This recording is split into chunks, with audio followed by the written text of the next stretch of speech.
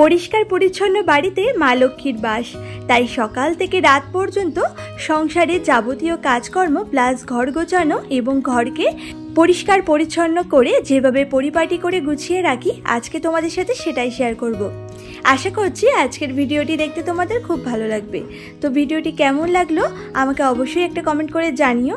আর ভিডিওটির কোনো অংশ যদি তোমাদের ভালো লেগে যায় তাহলে এই ভিডিওতে একটা লাইক দিয়ে আমার চ্যানেলটিকে সাবস্ক্রাইব করে রাখতে পারো। তাহলে আমি যখন আরও নতুন নতুন ভিডিও ছাড়বো তোমরা সবার আগে পেয়ে যাবে।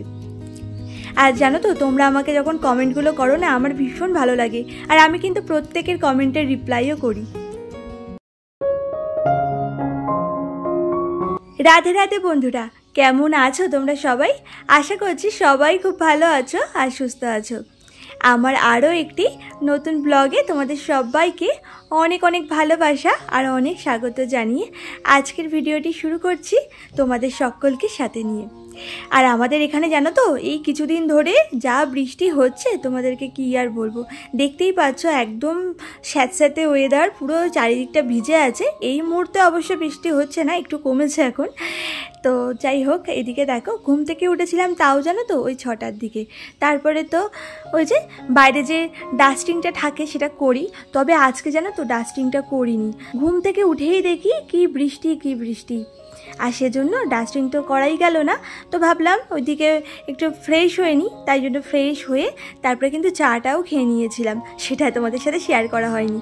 আর তারপরে দেখো ডাস্টিং থেকেই শুরু করলাম ভিডিওটা। তো যাই হোক, এদিকে ঘরটা ডাস্টিং করেছি। তারপরে দেখো এদিকে ওয়ার্ড্রপের উপরে টুকটাক জিনিসপত্রগুলো একটু ছড়ানো ছিল, যেহেতু মাম্মাম তো ছোট, আর জানো তো বাড়িতে একটা ছোট বাচ্চা থাকলে যতই সব কিছু গুছিয়ে রাখো না কেন, সেই কিন্তু দিনের শেষে ওলটপালট হয়ে যায়। তো যাই হোক, ওই জন্য একটু গুছিয়ে রাখলাম আর কি। আর ওই ওর পুতুলগুলো নিয়ে তো সবসময় খেলে, সেগুলো দেখলাম কি কেমন করে রাখা, তো সেগুলো একটু জায়গা মতো সুন্দর করে সাজিয়ে রাখলাম, তাহলে ঘরটাকে দেখতেও ভালো লাগে। তো যাই হোক, এই মুহূর্তে ঘরের কাজটা করব না, আগে রান্না কিছুটা কমপ্লিট করে নেব, তারপরেই ভাবছি কি ঘরে হাত দেব। তো যাই হোক, এদিকে দেখতেই পাচ্ছ রান্নাঘরে চলে এসেছিলাম। এসে ওইদিকে কিন্তু ভাতটা বসিয়ে দিয়েছি। তারপরে এই যে কালকে যে বাসনগুলো ছিল গামলার মধ্যে, রাত্রবেলা জানো তো বাসনগুলোকে মেজে গামলার মধ্যে জল ঝরানোর জন্য রেখে দিই। আর সকালবেলা ঘুম থেকে উঠে প্রতিদিনই এইভাবে গুছিয়ে রাখি। আমার তো সেরকম একটা র্যাক ট্যাক কিছু নেই, তাই ওই ঝাঁকাটার মধ্যেই বড় বড় বাসনগুলোকে রেখে দিই। আর এই ছোটো ছোটো বাসনগুলো তো এই যে কাউন্টার টপের নিচে যে সেলফ এরিয়াটা আছে, তো সেখানেই রাখি আর কি। আর ওই পাশে আর একটা সেলফ এরিয়া আছে, সেখানে না ওই কন্টেনারগুলো রাখি, আর সাথে কিছু কাচের জিনিস আছে সেগুলোকে রাখি। তো এইভাবেই চালাচ্ছি। আসলে কি বলো তো, আমাদের না মানে অনেক কষ্ট করে রান্নাঘর আর বাথরুমটা করা হয়েছে। আর তাও প্রায় 3 বছর তো হয়েই গেছে, 3 কি 4 বছর মতো। আসলে ভাসুরা যবে থেকে আলাদা হয়েছিল তবে থেকে তো আমাদের রান্নাঘরটা করতে হয়েছিল। তো আর তোমাদের দাদাভাই তো এমন কিছু ভালো কাজ করে না, তো যাই হোক অনেক কষ্ট মষ্ট করে করা হয়েছিল। তারপরে তো ওইদিকে আমরা এখন বাড়িও করছি। বাড়ি বলতে কি বলো, 2টো রুম হচ্ছে, রান্নাঘর আর বাথরুম তো আছেই, ওটা যেহেতু আগের করা, তো এখন শুধু 2টো রুম করছি। আর ডাইনিং এরিয়া করার জায়গা নেই, কারণ ওই পাশটায় না অল্পই জায়গা আছে, তো খানিকটা জায়গা ছেড়ে রেখেছি, কারণ আবার সিঁড়িঘর করতে হবে। তো এই মুহূর্তে সিঁড়িঘরটা হচ্ছে না, যেহেতু অনেকটা টাকা পয়সার ব্যাপার। তো এই কোনো রকম 2টো ঘর মানে ছাদ দেওয়া হয়েছে, তো প্লাস্টার হয়ে গেছে, তবে এখনও পুট্টি রং কিচ্ছু হয়নি। তো আস্তে আস্তে করা হচ্ছে আর কি, অনেকটা টাকা পয়সার ব্যাপার তো যাই হোক, আর সেজন্য না আমি আর কোনো খরচা বাড়াই না, জানো তো। আমার না ভীষণ ইচ্ছা রান্নাঘরটাকে মনের মতো করে সাজানোর, অনেকগুলো র্যাক ট্যাক আনার, যাতে আমার কন্টেনারগুলো তারপরে বাসনগুলোকে গুছিয়ে টুছিয়ে রাখতে পারি, তাহলে রান্নাঘরটাকে দেখতেও অনেকটা সুন্দর লাগবে। তবে ওই যে এখন যেহেতু একটু টানাটানির মধ্যে দিয়ে চলছে কয়েকটা বছর, আর সেজন্য না আর খরচা বাড়াচ্ছি না। ওই যে ফেরিওয়ালার থেকে একটা ঝাঁকা এনেছিলাম, তো তার মধ্যেই রাখছি। তো যাই হোক, ওইদিকে আবার ঘরে গেছিলাম, জানো তো, ঘরে গিয়ে পাখাটাকে মুছলাম। বেশ কয়েকদিন ধরে ভাবছিলাম কি পাখাটাকে মুছবো, তবে মোছা হচ্ছিল না। তো ওইদিকে চাদরটা আজকে তুলবো ভাবছিলাম। আর প্রতি সপ্তাহে জানো তো আমি বিছানার চাদরটাকে না চেঞ্জ করি, আর সেজন্য ভাবলাম কি বিছানার চাদরটা যখন চেঞ্জ করব তাহলে একবারে পাখাটা মুছে নিই, তারপরেই না হয় চেঞ্জ করব। আর নইলে আবার পরে যদি চেঞ্জ করতে যাই না, চাদরটা আগে যদি তোলা হয়ে যায় তাহলে আবার ধুলোগুলো পড়বে। ওই সেজন্যই আগে পাখাটা মুছে নিয়ে তারপরে চেঞ্জ করে নিয়েছি বিছানার চাদরটা। তো যাই হোক, তারপরে তো দেখতেই পাচ্ছ আবারও রান্না করে এসেছি, এই যে রান্নাবান্নাটা কমপ্লিট করতে। তো এইদিকে আজকে একটু পাবদা মাছের ঝোল করলাম, আদা জিরে আর কাঁচা লঙ্কা বাটা দিয়ে। খেতে জানো তো ভালোই হয়েছিল।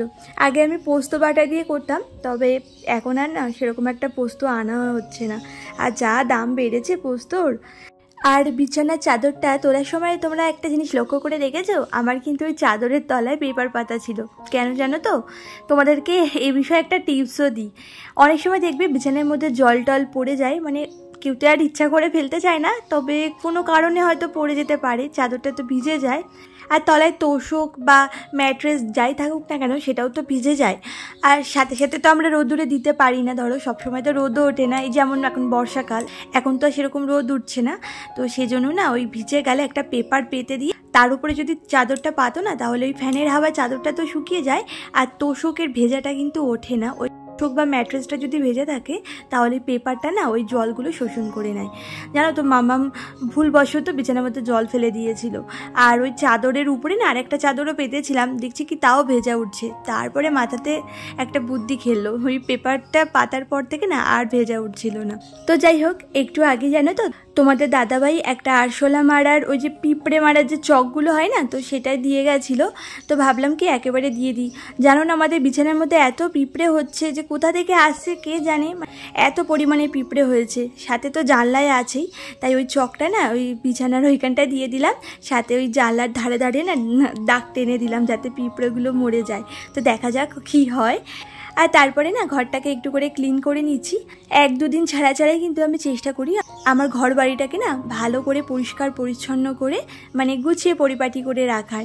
আর আমার ঘরের মধ্যে যে কটা জিনিস আছে, মানে খুব বেশি দামি দামি জিনিস না থাকলেও মানে যাই আছে না কেন, তো সেটাকে না একটু ভালো করে পরিষ্কার পরিচ্ছন্ন করে রাখার।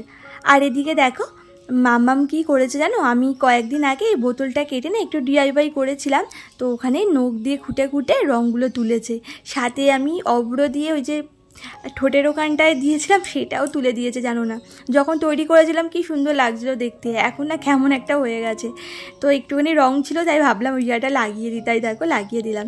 আর ওখানে না একটা স্নেক প্ল্যান্ট রেখেছি।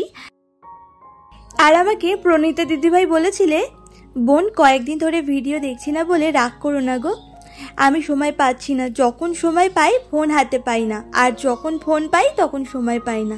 আসলে বর বাড়ি এসেছে তাই আমার ফোনটা না খুব বেশি দেখে, আর আমিও সঠিক সময় ভিডিও আপলোড করতে পারছি না, তবে আমি তোমার পাশে আছি বোন।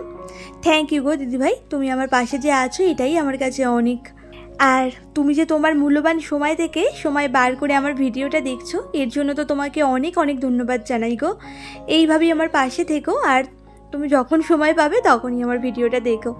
আমার ভিডিও দেখা নিয়ে তোমার কোনো চাপ নেই, তোমার যখন ইচ্ছে হবে তখন দেখো, আর তাতে আমি একটু রাগ করিনি গো। আর গত দিন যে জামা কাপড়গুলো কেচেছিলাম, সেই জামা কাপড়গুলো তো ওই ঘরে মেলা ছিল আমার শাশুড়ি মাদের ঘরে, তো সেগুলোকেও নিয়ে এসেছি, ওগুলোকেও ভাঁজ করতে হবে। তো তার আগে ভাবলাম কি বিছানাটাকে একটু ভালো করে গুছিয়ে নিই। এর আগে তো মাম্মার পড়াশোনা করছিল, সেজন্য বিছানাটাকে না ভালো করে গোছাতে পারিনি, একটু টেনে টুনে ঝেড়ে দিয়েছিলাম বিছানাটাকে, তারপরেই ওকে বলেছিলাম পড়তে বস। তো এখন দেখো ওর পড়াটা হয়ে গেছে, ওকে না এরই মধ্যে স্কুলেও পাঠিয়ে দিয়েছি। এখন তাও অনেকটা বেলা হয়েছে, তো এর মাঝখানে অনেকটাই কাজ কমপ্লিট করে নিয়েছিলাম। রান্নাবান্না করার পরে কিন্তু মাম্মামকে আমি স্নান করে খাইয়ে দাইয়ে একেবারে স্কুলেও পাঠিয়ে দিয়েছি। একটা ঝামেলা কিন্তু মুক্ত হলো, আর এখন ধীরে সুস্থে কাজগুলোকে করবো আর কি। তো যাই হোক, এদিকে দেখো এই যে জামা কাপড়গুলো ছিল, তো ভাবলাম এখনই ভাঁজ করে রাখি, এই যখন এই কাজ যদি তখন না করি না, তাহলে এই জামা কাপড়গুলো এইখানে পড়ে থাকবে। আর তোমরা দেখতেই পাচ্ছ আমার একটা ঘরের মধ্যেই কিন্তু সমস্ত কিছু রাখতে হয়, মানে একটা ঘরের মধ্যেই সব কিছু, যাই করো না কেন সবই এই ঘরের মধ্যে। আর এত জিনিসপত্র হয়ে গেছে না, ঠ্যাসাঠ্যাসি হয়ে গেছে, সেরকম একটা জায়গাও নেই। তার উপরে যদি জামা কাপড়গুলো চেয়ারের মধ্যে রেখে দিই, দেখতে না অতটা ভালো লাগে না জানো না। তো চেষ্টা করি ওই সাথে সাথে গুছিয়ে নেওয়ার, তবে মাঝে মাঝে সেটা হয় না, মাঝে মাঝে শরীরে আর দেয় না আর কি, তখন একটু লেটই হয়। তো যাই হোক, এখন সময় আছে যখন, মাম্মাম তো স্কুলে চলে গেছে, আর ও বাড়ি থাকলে এত দুষ্টু করে না, ওর পেছনেই আমার কতক্ষণ সময় চলে যায় জানো না। তো যাই হোক, ওইদিকে দেখতেই পেলে ওই জামা কাপড়গুলো নিয়ে ওয়ার্ড্রপের ভেতরে ঢুকিয়ে রাখলাম। আর মাম্মামের খেলা বলতে শোকেসের মধ্যে যত জিনিস আছে সেই সব নিয়ে, আসলে বাড়ির বাইরে তো সেরকম একটা বেরোয় না, সবসময় তো ঘরের মধ্যেই থাকে। মানে এই মেয়েটাকে নিয়ে আমি আর পারি না জানো তো। কয়েকদিন আগে জানো তো এখানটায় আমি একটা সাদা পেপার পেতেছিলাম, ওই যে আর্ট পেপার যেগুলো বলে না, তো সেগুলো, আর সেটা একদম লাল লাল করে দিয়েছে জানো না। ওই জায়গাটা ওই যে রং টং এটা সেটা নিয়ে মানে খেলবে, ওখানে রাখবে, কি বলি বলো তো এই মেয়েটাকে। মাঝে মাঝে তো এত হাসি পায় না, আবার মাঝে মাঝে না খুব রাগও হয় জানো না। তো যাই হোক, তোমাদের সাথে অনেক বেশি কথা বললাম। তো গত দিনের ভিডিওতে তোমরা অনেক বন্ধুরা আমাকে খুব সুন্দর সুন্দর কমেন্ট করেছিলে, তো এক এক করে তোমাদের কমেন্টের রিপ্লাইগুলো দিয়ে দিই, সাথে তোমাদের নামগুলোকেও নিয়ে নিই। পম্পা অধিকারী থেকে দিদিভাই বলেছিলে তোমার খাটের ডিজাইনটা পুরো আমার খাটের মতো। তাই গো দিদিভাই, জানো তো এই খাটটা কিন্তু আমার বিয়ের সময় আমার বাপের বাড়ি থেকে দিয়েছিল, আর এই খাটটা কিন্তু আমি নিজে পছন্দ করেছিলাম। আর আমাকে কমেন্ট করেছিলে এনএক্সের পৃথিবী থেকে দিদিভাই বলেছিলে তুমিও আমার পাশে থেকো দিদিভাই। হ্যাঁ গো দিদিভাই, আমি অবশ্যই চেষ্টা করব তোমার পাশে থাকার, আমার দ্বারা যতটা সম্ভব হবে আমি অবশ্যই চেষ্টা করব। তবে কি বলো তো, আমি না সবসময় সবাইকে কমেন্ট করতে পারি না, আর বিশেষ করে এই আইডি থেকে তো একদমই করতে পারি না, কারণ জানো তো আমার আগেও একটা চ্যানেল ছিল, তো সেই চ্যানেলে আমি বেশ কিছু ভুল করেছিলাম, যার জন্য না চ্যানেলটা রিচ ডাউন হয়ে গেছিলো আস্তে আস্তে। তাই সেই ভুল আর দ্বিতীয়বার আমি করতে চাই না, আর সেজন্য এই আইডি থেকে কিন্তু আমি কাউকে কোনো রকম কমেন্ট করি না, করলে অন্য কোনো আইডি থেকে করি। জানি না তোমরা বুঝতে পারো কি না। তো যাই হোক, তোমাদের সাথে কথা বলতে বলতে ওইদিকে কিন্তু আমার ঘরটাকে পুরো পরিষ্কার পরিচ্ছন্ন করে গুছিয়ে নেওয়া হয়ে গেছে। এখন কিন্তু আমি চলে এসেছি রান্নাঘরে। এসে দেখো ওই যে রান্নাবান্না করার পরে বেশ কিছু বাসনগুলো পড়েছিল, সেগুলো এক এক করে মেজে নিচ্ছি, আর মেজে গামলার মধ্যে কিন্তু রেখে দেবো, জলটা ঝরে গেলে পরে আবার গুছিয়ে রাখবো জায়গা মতো। আর আমাকে সুপ্রিয়া দিদিভাই বলেছিলে বনু তোমার কথাগুলো খুব আদরি। থ্যাংক ইউ গো দিদিভাই আমাকে এত মিষ্টি করে কমেন্ট করার জন্য। আর আমাকে জানো তো এই কথাটা অনেকেই বলে, আসলে ভগবান জানো তো আমাকে এমনভাবেই তৈরি করেছে। কৃষ্ণা বেঙ্গলি ফ্যামিলি থেকে দিদিভাই বলেছিলে কেমন আছো দিদিভাই, খুব ভালো লাগলো ভিডিওটা। থ্যাংক ইউ গো, অনেক দিন পর আমাকে কমেন্ট করলে, আর তুমি তো আমার আগের চ্যানেলের সাবস্ক্রাইবার, তো তোমাকে অনেক অনেক ধন্যবাদ। তুমি আবারও আমার এই চ্যানেলটায় এসেছো আর আমাকে এত সুন্দর করে কমেন্ট করেছো, আমার পাশে আছো, এর জন্য তোমাকে অনেক ধন্যবাদ জানাই গো। তোমাদের সাথে একটা টিপস শেয়ার করি চলো। এটা দেখতে পাচ্ছ, এটা কি বলো তো, এটা কিন্তু একটা বোতল। আমি একটা বোতল কেটে না ডিআইওয়াই করেছিলাম, আর ওর মধ্যে যত স্কচ ব্রাইটগুলো সেগুলো কিন্তু রেখে দিই।